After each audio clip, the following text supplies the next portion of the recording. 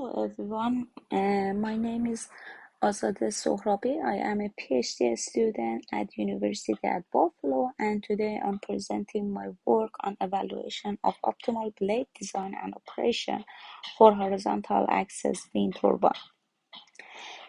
Nowadays, due to growth in technology, energy demands are increasing, and because of limited fossil fuels and all other problems that using fossil fuels are creating, like global warming and energy and air pollution, overall lead to increased use of renewable energy resources like wind energy that is clean, free, and can find everywhere.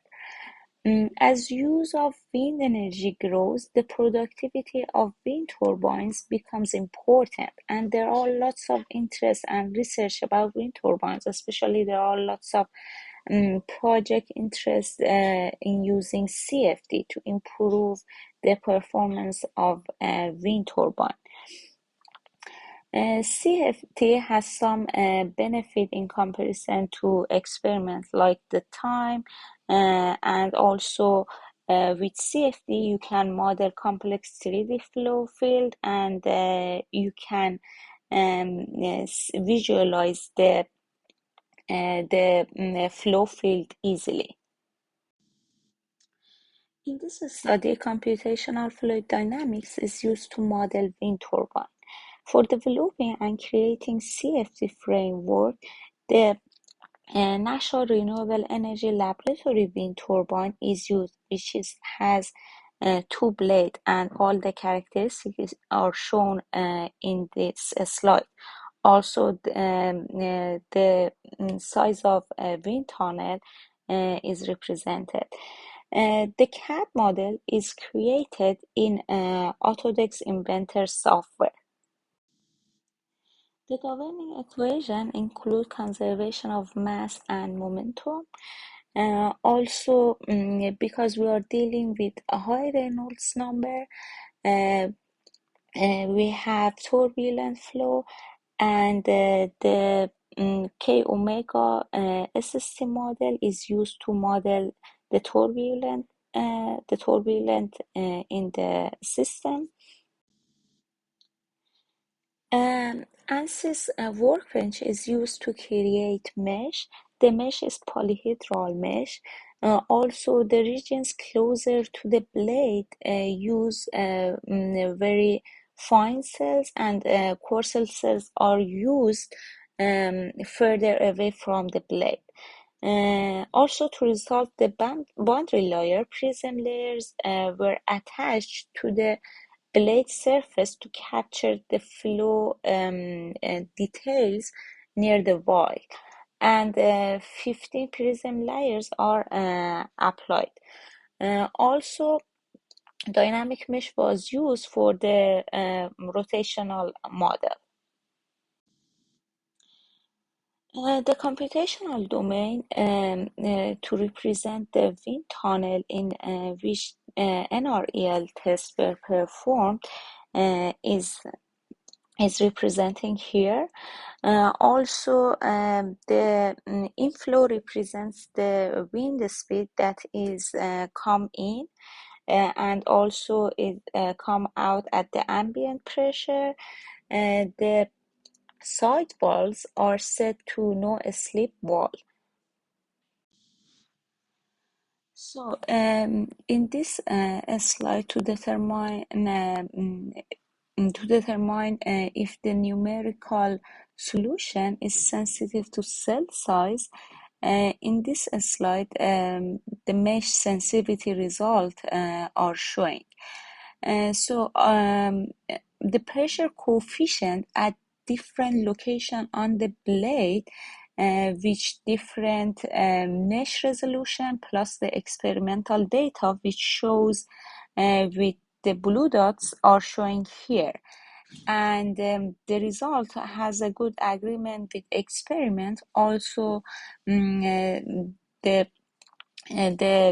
medium mesh and fine mesh has kind of the same results. Also, the medium size mesh gives us error less than 3%. So the rest of the simulation is using medium mesh. To compare the effect of tower on the simulation, the CFD with and without tower are simulating. Here is the result. You can see that the error is not changing that much, and it's just kind of between 2 and 3% between the two cases.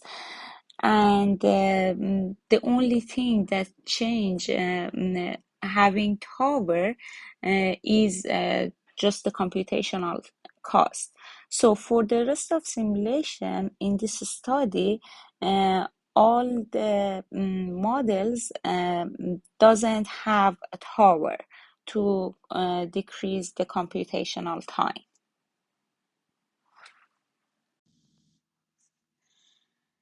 So after the CFD framework is established, I use it to evaluate the optimal blade design, which is the blade designed by a faculty member at University at Buffalo.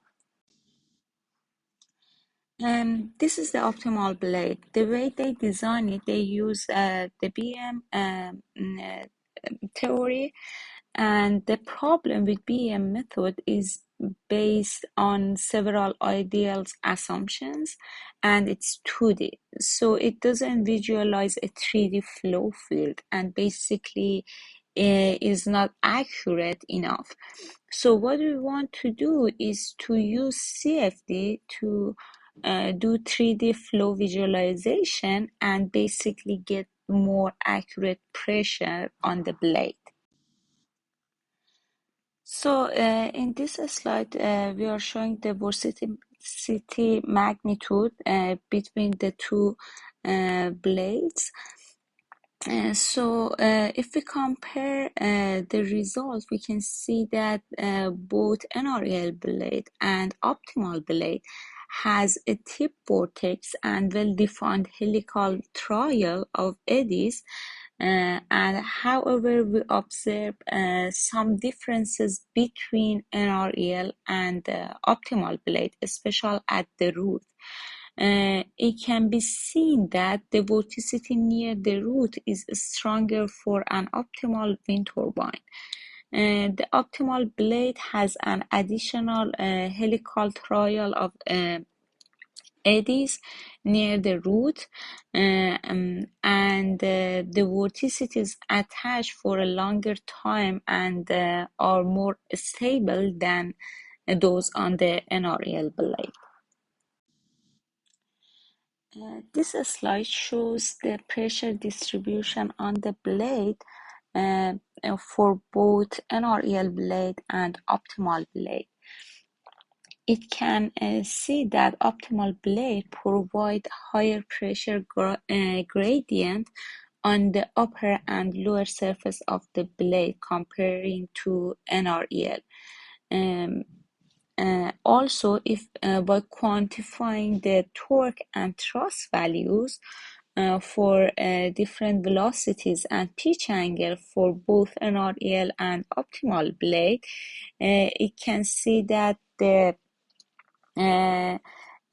optimal blade has improved the thrust by 3% and 2% and torque around 5%.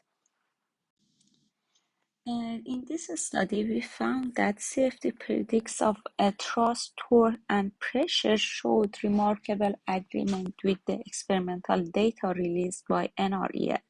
The relative error between the experiment and CFD results are less than 3%.